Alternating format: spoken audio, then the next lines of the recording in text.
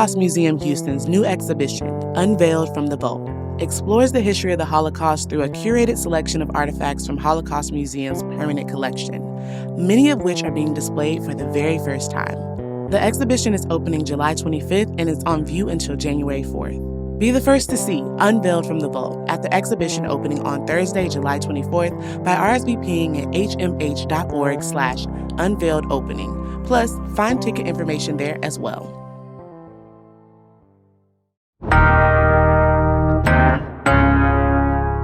Today on CityCast Houston, it's Friday, so let's recap the big stories from the week. Joining me today is my friend and conservative commentator, Charles Blain. It's Friday, July 25th. I'm Raheel Ramzanali, and here's what Houston's talking about. Charles, what's up, man? How are you? Good morning. Good morning. Thanks for having me. I'm a little hot because it's July in Houston, but otherwise I'm good.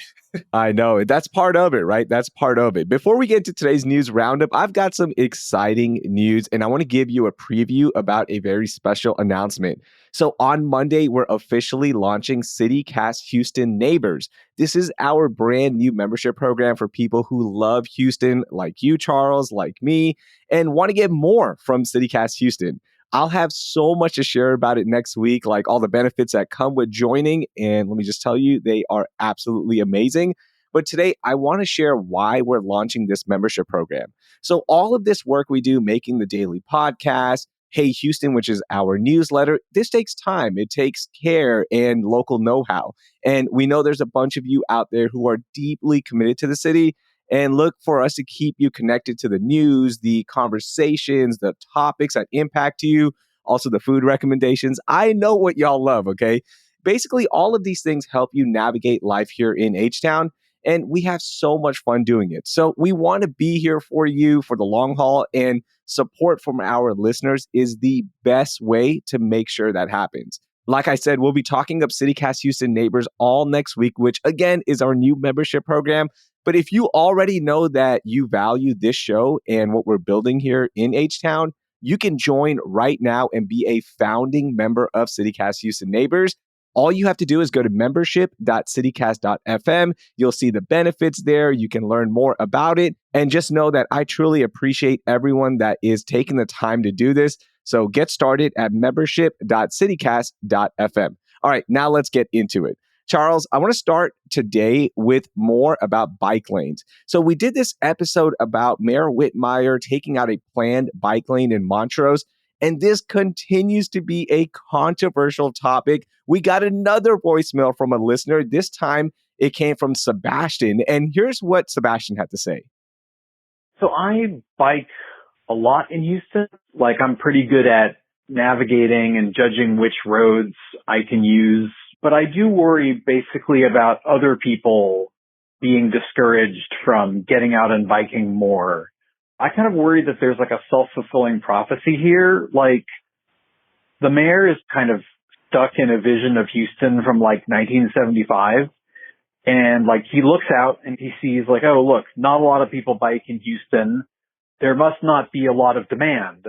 So there's no infrastructure built to meet the demand. Whereas actually what's happening is a lot of people don't bike precisely because there's not good infrastructure and because they're told over and over and over again that you can't bike in Houston.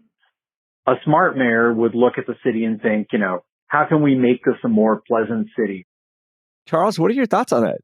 Yeah, I mean, it's interesting. The bike lobby, I don't know what you call them. I always say the wrong word. They get mad at me every time I do. But they are a very active and vocal group here in Houston. And they've done a great job, I would say, this first term of this mayor, really advocating for their issue. Unfortunately, it hasn't been successful to that regard for them. But it's interesting. I don't feel the groundswell that they say that there is for the will of these bike lanes. You know, there was a poll a couple months ago, and unfortunately, I don't remember the number specifically, that Mark Jones did about people who preferred more bike lanes. And it wasn't as significant as some of them claim. But I do wonder if the caller's argument holds merit that maybe it's because they haven't built them. And if you haven't built them, people can't envision what it's like going on them. So I don't know. I waffle back and forth between the two. I like to bike from time to time. I don't bike anywhere I like need to go. It's usually for leisure and fun. But I understand the frustration of living under a mayor that's not operating under the vision that you share.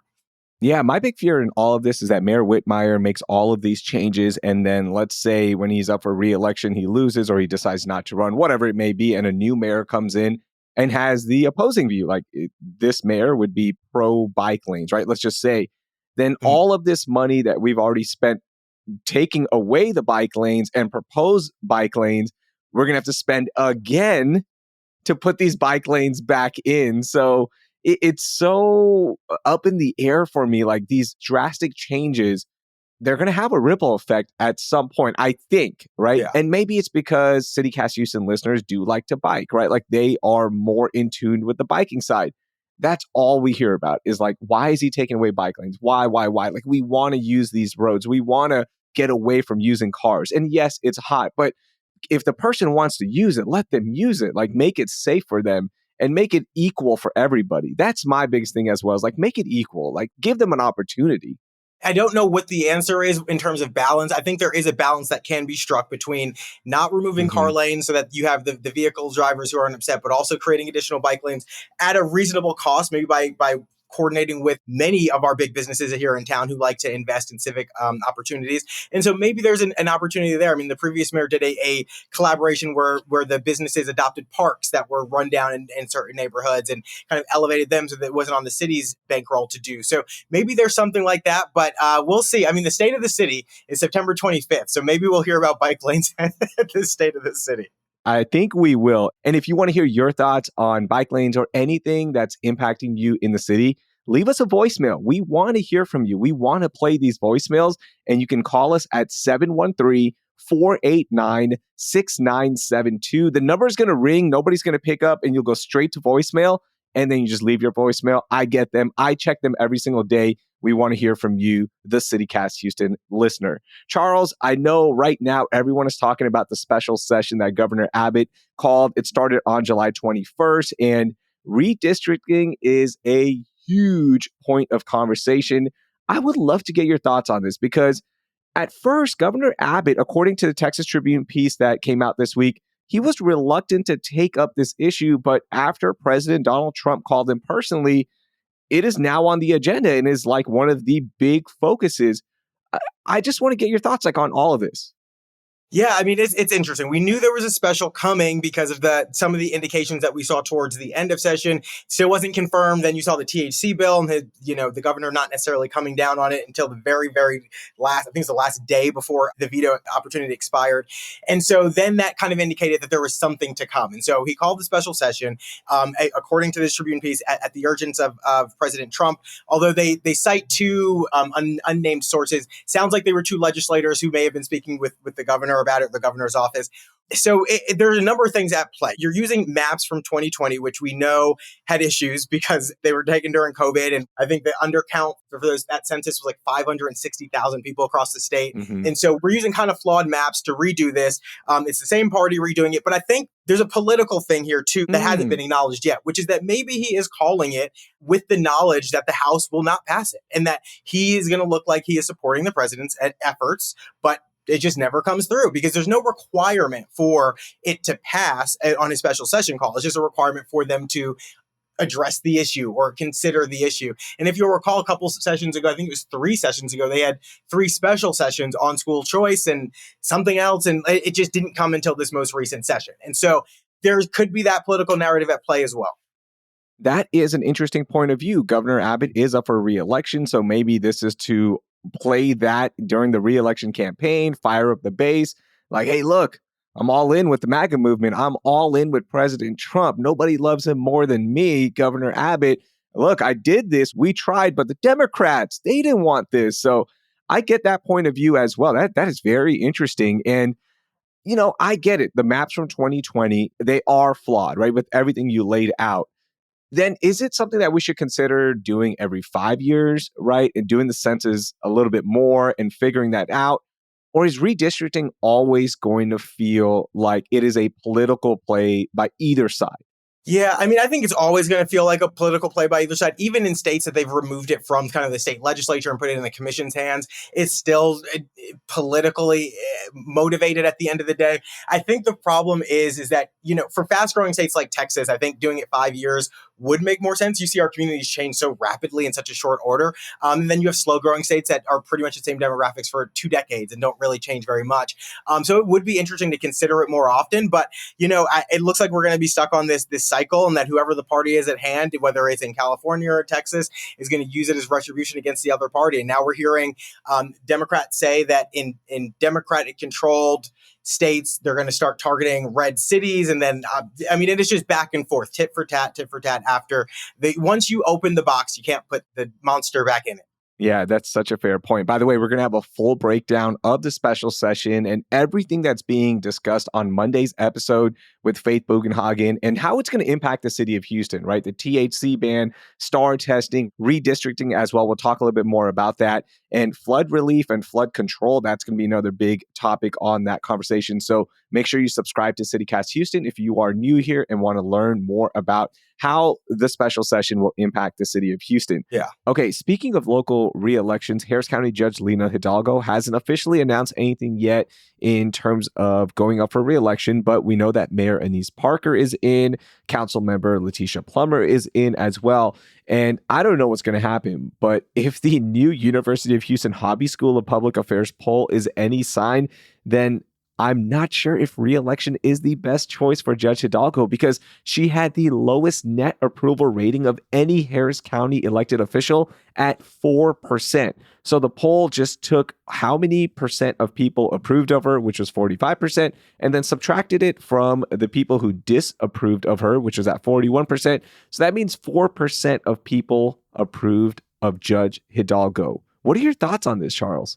I would not want to be Judge Hidalgo walking around today. That can't feel good. Now, I think it does make sense to a certain extent. Some warranted, some unwarranted. I think a lot of folks will naturally lay any issue that they have, whether it's City of Houston, Harris County, at the feet of whoever is running that government, whether or not they do the day-to-day functions. We know that the county judge doesn't do the same day-to-day functions as the mayor, so it's not necessarily her fault, but she still gets a lot of blame for that. But at the same time, she's not doing herself any favors because she has elevated this office to a profile that has not been seen before. Judge Ed Emmett, the only time you saw him was during a disaster. Judge Hidalgo has had two glowing Vogue spreads. She's been very highly recognized. But at the same time that she's doing that, she's always in a fight with somebody, whether it's Commissioner Briones or Garcia or Ramsey or, It seems like there's always a story about a fight. Even last week when Councilmember Letitia Plummer said, but shouldn't have said, that in conversation she's had with the judge has said she's not running. Judge Hidalgo shot back at that and said, I wouldn't tell anybody, much less her. Like, why do you have to say things like Come that? on. Like, what is So I think, it's a balance. Charles, what's strange is that as much as she's elevated this position, one number that stood out from this poll that was eye-opening for me was that 14% of the survey takers said that they didn't know enough about her to have an opinion. So there was 2,300 registered voters who took this poll.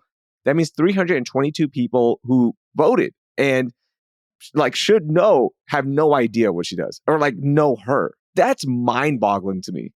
No, it is, especially when you extrapolate that across the county and what that looks like when you're looking at those broad numbers. The amount of people who are kind of engaged but disengaged and don't know who she is, but they vote, they don't know who she is. That is alarming because local government, I always argue, is the most important form of government. You feel the impacts day to day. You feel the tax increases immediately. You feel all these things very heavily. All the things that we typically care about, from quality of life issues to public safety, are affected by our local governments. And so to say that you're a voter and you don't know who she is or don't have an opinion about her one way or the other, come on. And then that's just the people who vote and don't have an opinion. Yeah. There's a whole host of people who just don't vote and don't know at all. I'm glad you brought up tax increases. We're going to talk about that in a second. There's a proposed tax increase that I really want to discuss. But first, I know you were excited to break down more about this hobby school poll. What else stood out to you?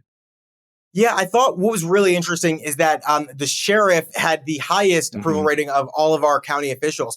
And I thought it was interesting, one, because you hear, or at least felt for a couple of years, this kind of a dislike for overall law enforcement by kind of a very vocal, I would say minority, but highly vocal portion of the electorate. And so it's surprising that he had the highest. And it's also surprising when you couple that with the fact that every single week, we hear stories about inmates dying in the Harris County Jail. We hear stories about the officers in the Harris County Jail being attacked by inmates. Lawsuits, Texas Commission on Jail Standards has consistently rated them failing and not meeting standards. So it is really interesting that he has the highest approval rating given all of those issues. I think people still don't necessarily associate the jail with the sheriff's department, but they should. And so that really caught me off guard. That one did.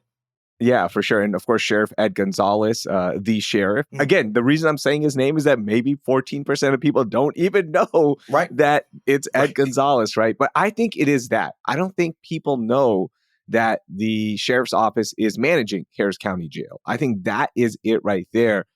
Crime stood out in this survey a lot. And it's wild to think that Sheriff Ed Gonzalez has such a high approval rating. But then when you talk about crime throughout this survey, crime was one of the highest concerns for people who took this poll, with 20% of all voters listing crime as their top concern.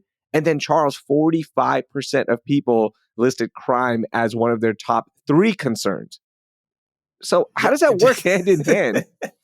It seems like a complete mismatch, truly. I mean, the only thing I can glean from this or think that it might suggest is that for the past 6 years or so, we've been getting a lot of messaging, especially during the political season, but even outside of it, about the judges and how the judges are kind of the drivers of crime here in Harris County. And so if that is what is kind of setting in, resonating with the voters, then I could see why the electorate might not associate it with the sheriff. But nonetheless, I just don't understand how you would have the highest approval rating of all of our county officials. Yeah. I mean, it's still a mismatch. Like, at least be the second favorite elected official or something.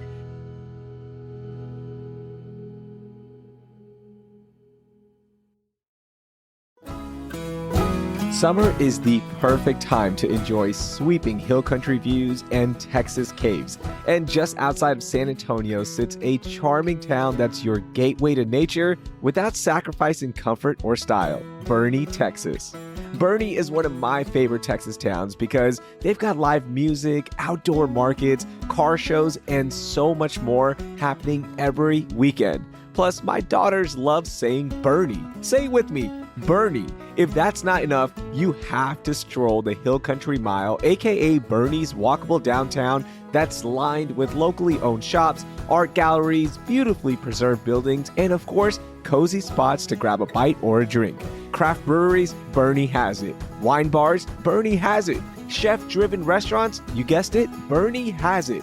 Ready for a summer escape that feels like a hidden gem? Start planning your trip at visitboerne.org. From trip ideas to event calendars, it's all there waiting for you at visitboerne.org.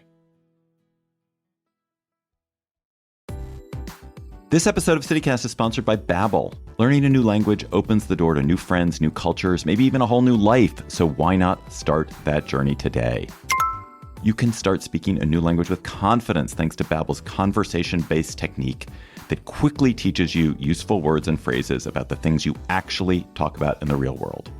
I'm CityCast CEO David Plotz, and I've been learning Spanish with Babbel, just one of the 12 languages you can learn with it, including Dutch, French, Italian, which is going to be next for me, Turkish, and Russian. I love the interactive dialogues that Babbel has, which allow me to practice what I've learned right away, and also the speech recognition function, which makes sure I'm getting the pronunciation just right, which honestly, usually I'm not. Also, I love that Babbel's lessons always cover actual things that I talk about in the real world, like food, talking to people I've just met, and also food. Staying motivated to learn a new language has never been easier thanks to real-time feedback, progress trackers, and handy visualizations, in only 10 to 15 minutes a day on Babbel's mobile app or website. So get talking with Babbel. I want you to learn another language, so I'm teaming up with Babbel to gift you 55% off subscriptions, but only for our listeners at babbel.com/citycast. Get up to 55% off at babbel.com/citycast. Spelled BABBEL.com/citycast. Babbel.com/citycast. Rules and restrictions may apply. I know this is more of a city thing, but I saw Mayor Whitmire put together this new club squad with HPD. So they're going out and, making sure that a lot of clubs and bars are operating correctly, and then also cracking down on traffic violations. This was a big thing. Over last weekend, they ended up shutting down 5 clubs on Washington Avenue. And they also had 104 traffic stops over the weekend, which resulted in 91 citations. And this is great. Like, this is fantastic. But when Mayor Whitmire, when talking about this club squad, says it is about quality of life, this is why they're doing this. This makes me so frustrated because you can tell there's a big disconnect with what Mayor Whitmire believes is quality of life and what is actually happening. because we did an episode, Charles, about the rise of car break-ins in Montrose, and we posted a clip. Shout out to KB Brown, who is the unofficial mayor of Montrose. She joined us, and the comments went buck wild. Everybody is frustrated with car break-ins. In fact, one user, I would love to read this comment quickly, at Pixel Punisher said, the reason the police and the mayor's office aren't doing anything is because they really want what's happening to continue to happen. They want the traditional demographics of Montrose to change quicker than it has been. Let those break-ins happen in River Oaks or the Memorial area where the rich folks live. I bet you there would be a quick response. So yeah, that is a good point, right? And he goes on to say, and probably a permanent police presence in that area as well. So why are we focusing on this and making it big headlines when the real quality of life is that every Houstonian is just frustrated with car break-ins? We were talking to a previous guest who lives in Midtown. Yeah. He was just saying, I'm just used to it. Guess what? Like, I expect my car to be broken into every couple of months. It's just way of life. It shouldn't be the way of life if that is a big thing about quality of life. Yeah, it shouldn't be a way of life in a functioning society. And I think everybody who's listening to this, they've either had it or they know someone who has, and they know that sinking feeling of walking out and seeing the shattered glass and not looking up yet and be like, I know this can't be my car. No, this can't be my car. Then it is. It's so frustrating. And yeah, I mean, that's one of the big ones, right? Because people see it happen. They then call, actually, they don't call anymore, but used to call the police, know that it takes an hour, 2 hours, 3 hours to respond because it's such a low priority call. And then they stop calling. People stop calling. And then we don't even know what the real numbers are for something like that. Now, to the point of the stops, actually, I'm one of those criminal ne'er-do-wells that got stopped and got a ticket for. Oh, did you? Yeah, I did, which is crazy because I've never gotten pulled over or a ticket in the city of Houston the entire time I lived here, except more recently. So it looks like that portion of the enforcement enhancements working. What were you doing? I was taking the exit off of Allen Parkway, getting on to Shepherd, and I was going a little bit over the speed limit because I was running late for a meeting. Luckily, I was still within the range. It was acceptable, but I got a ticket nonetheless. And I have to say, the cop that pulled me over was incredibly nice and kind, and it was a great experience for a horrible situation. But I appreciate the friendliness that was showed. But yeah, it's interesting. You're definitely seeing some changes in terms of what policing looks like now than when Mayor Turner was here or anybody else. And we're still midway or a little more than midway through the first term. I'm curious to see what it actually produces at the end. I know there's been a lot of criticism, but I don't know what the result is going to be. And I don't know what the internal timeline for a result is. I just know that when he came in and before was credited as a law enforcement mayor. And so I guess we're going to have to wait and see what that result looks like. And Charles, if crime rates aren't going down and the community feels like it's not going down, because again, there are numbers that show that, major violent crimes are down, and we always reference those. But again, if the community is not feeling safe, and you just gave HPD a big raise, and the big thing was we're going to hire more cops and they're going to stay here longer, and we don't see the benefits of that by, let's say, year 3, like give it a year. I understand you can't just immediately see success. But if you don't see that success and people are still frustrated, then there is going to be a price to pay, right? For Mayor Whitmire, which would be, if you are going to run for re-election, you might not win because people are going to be upset at you because you promised this, you spent all of this money and we didn't see the results. Yeah. And I mean, and when you make that your cornerstone issue, yes, you have to deliver on that. And I will say that, when we look at these crime numbers, we always talk about the bad ones, murder and homicide and sexual assault and things like that. And I'm not going to equate any of the quality of life ones to that. However, what I will say is that they're significantly more important than we give them credit to, because when you look at those kind of issues, that's what drives a lot of the cost of living increase. When you have a significant number of car break-ins, car insurance rates are going to go up in that area, business insurance, all these other things, extenuating circumstances that come out from that are going to increase as well. And people have to deal with that. And then that gets passed on and passed on and passed on. And so we do need to be considering those in a new context as well, because they're very important. One other thing I want to bring up with this is I get the side of homeowners as well, like people who live on Washington Avenue and residents in that area, right? Because these clubs can be a nuisance for them and their quality of life, with people being loud after hours, drunk people on the street, driving around late, all of that stuff. So I get it. And I also want to bring up a point from producer Carleon Jones. She has a different viewpoint as well. Yeah. Basically she said that the mayor has to accept the fact that we are a party city. Like, people are coming here to enjoy our nightlife, and this is a big thing. So people are spending money. They travel here to spend money at the hotels and restaurants because our nightlife and Sunday brunches have gone viral. The clubs are a big part of why Houston is now a tourist attraction. So I think shutting them down isn't going to help us. And there are bigger fish to fry. There are bigger things to worry about. So I get both sides. Like, you want people to be safe, have a great time. And if these clubs are doing illegal things, then yes, punish them. So figure it out. But at the same time, can we put together a car break-in unit? Can we put together a new car break-in squad, as they're calling it, right? So different ways to look at this. And the quality of life is such a big thing. Another thing of quality of life, childcare, daycare is important. I know that's a totally different thing, but in Harris County right now, there is a discussion about a new tax hike. Tell me about this. Yeah, so this was kind of proposed or mentioned in passing by Harris County Judge Lena Hidalgo later last week. And essentially, it's a penny tax hike that she's proposing to put on the ballot this November. And it would generate about $60 million. It would be $10 for every $100,000 valuation of a home. So the average homeowner, I don't know, pay somewhere between $40 and $60 a year for this. And it would continue to provide free childcare for some kids under 4. They have a limited program that they created using federal relief dollars. And they would also continue in a summer program, and then a program that kind of increases the services or increases the quality of service for some of these childcare programs. And, you know, it's a worthy cause. I will say that. Where I'm a little frustrated in seeing this is that when they launched this program, a lot of people asked the question, how are you doing this with one-time money? Because it was coming from the federal relief aid. And are you going to continue it, or what is the plan here? And it was always suggested, but never said outright, that once the money ran out, it was going to dry up. But I think common sense told us that if you were offering free childcare to folks in Harris County, you're not going to take it away at any given point. And I think now we've reached that point where now they're looking to voters, if they put it on the ballot, to pay for this. And, you know, she's got to justify it if she gets out there and do it. But if the other commissioners vote to put it on the ballot too, they've got to justify it as well. Yeah, and this money came from the pandemic relief money in 2022 is when the program's officially launched. And we always knew that it was going to run out. We always knew that money was going to run out with school districts. And now you see the financial crisis that so many school districts across the state are facing because all that pandemic money is now running out. But yeah, we're seeing it here as well.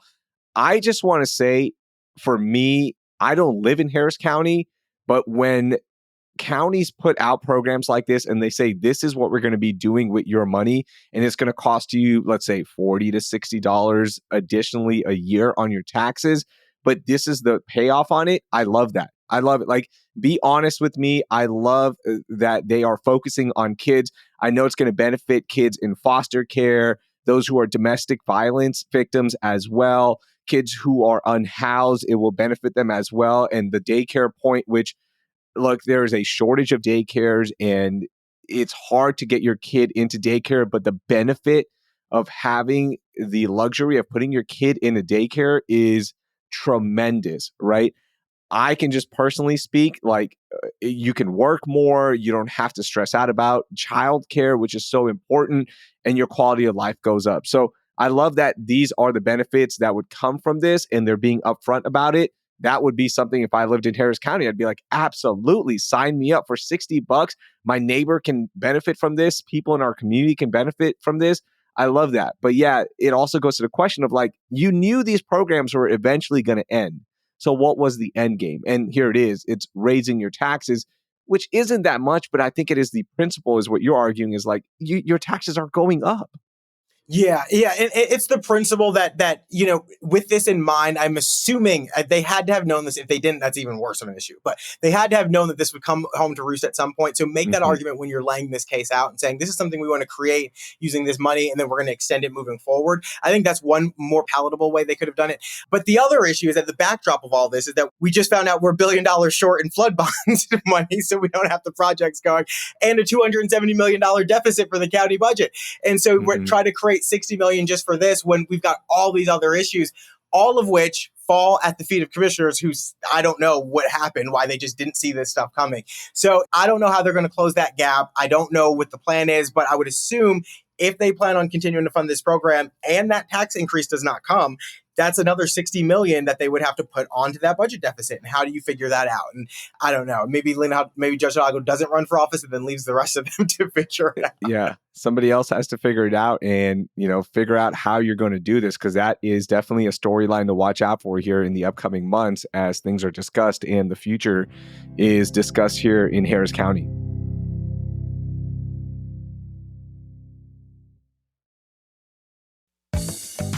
Ready to have some fun this summer? Well, downtown Houston is where you need to head because they're jam-packed with cool events every day.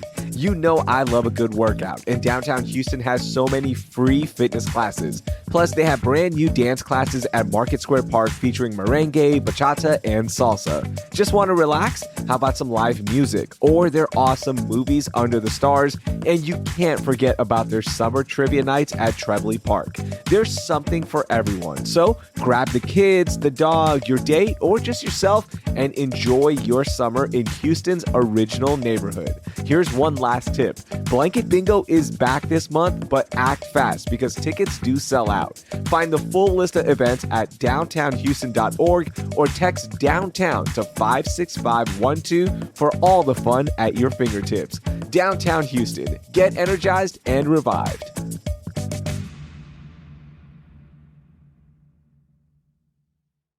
Hey, it's Ryan Reynolds here from Mint Mobile. Now, I was looking for fun ways to tell you that Mint's offer of unlimited premium wireless for $15 a month is back. So I thought it would be fun if we made $15 bills. But it turns out that's very illegal. So there goes my big idea for the commercial. Give it a try at mintmobile.com/switch. Upfront payment of $45 for 3-month plan equivalent to $15 per month required. New customer offer for first 3 months only. Speed slow after 35 gigabytes if network's busy. Taxes and fees extra. See mintmobile.com. All right, Charles, end of the week. It's Friday. It's been a long week. And as always, I want to end with our moment of joy. What made you happy? Okay, so last week, the Community Foundation of the Texas Hill Country announced that they raised $60 million from people all across the country to give to the first responders, to the nonprofits, to the school districts, to businesses, to everybody trying to rebuild and trying to restart their life out in the Hill Country. And it was a moment of joy because obviously they're going through a lot and they need that funding, one.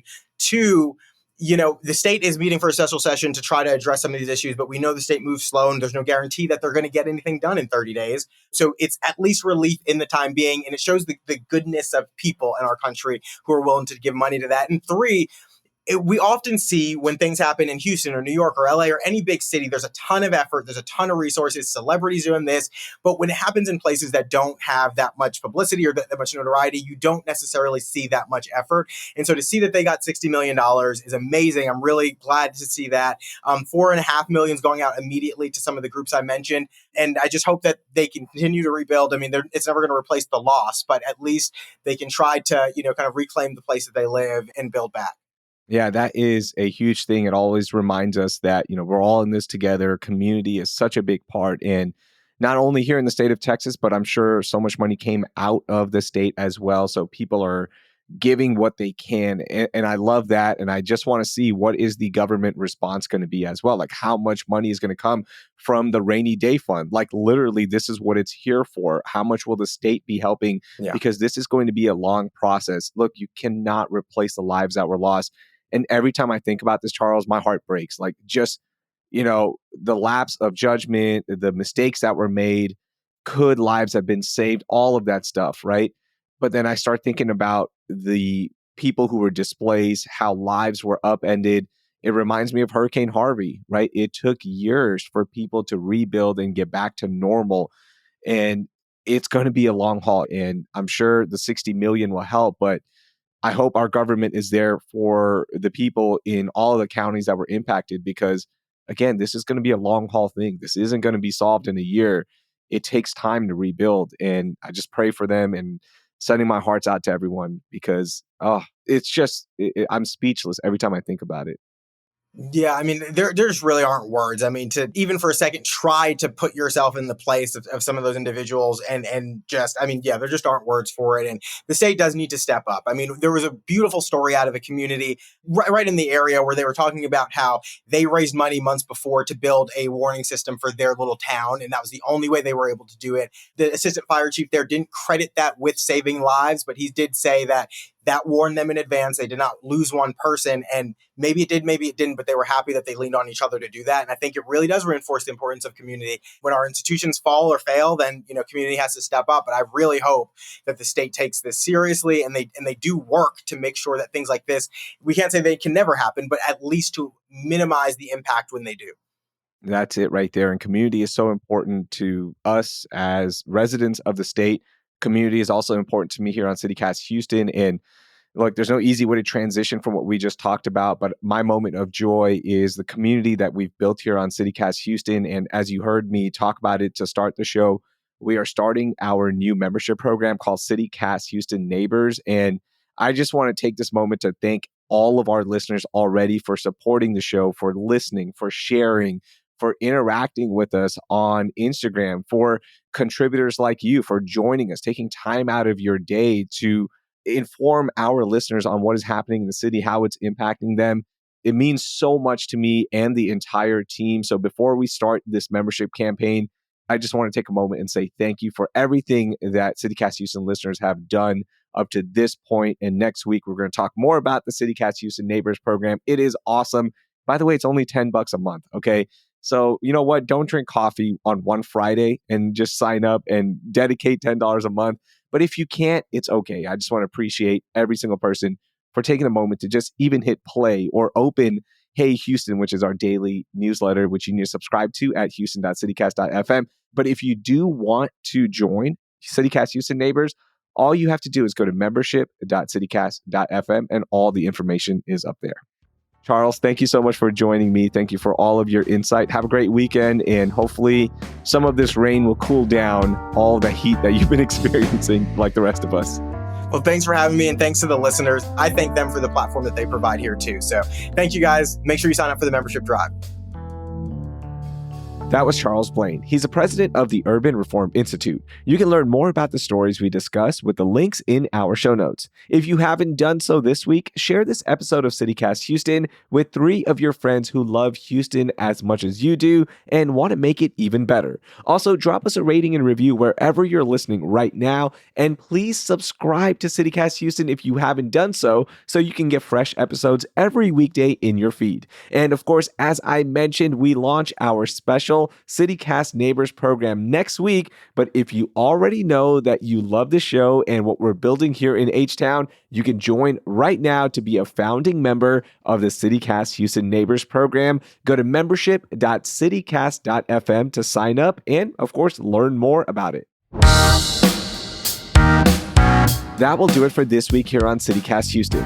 Our producers this week were Elizabeth Kama, Francisco Kilgore, Asher Layer Small, and of course, Carleon Jones. Our newsletter editors were Selena C.A. Reynolds and Brooke Lewis. Our executive producer is Laura Isensee, and I'm your host, Raheel Ramzanali. Our music is by the band All the Kimonos, with additional music courtesy of Hip Color of EpidemicSound.com and Andy Ellison from Triple Scoop Music via Getty Images. We'll be back on Monday to learn how Houston could win or lose out with a special session in Austin.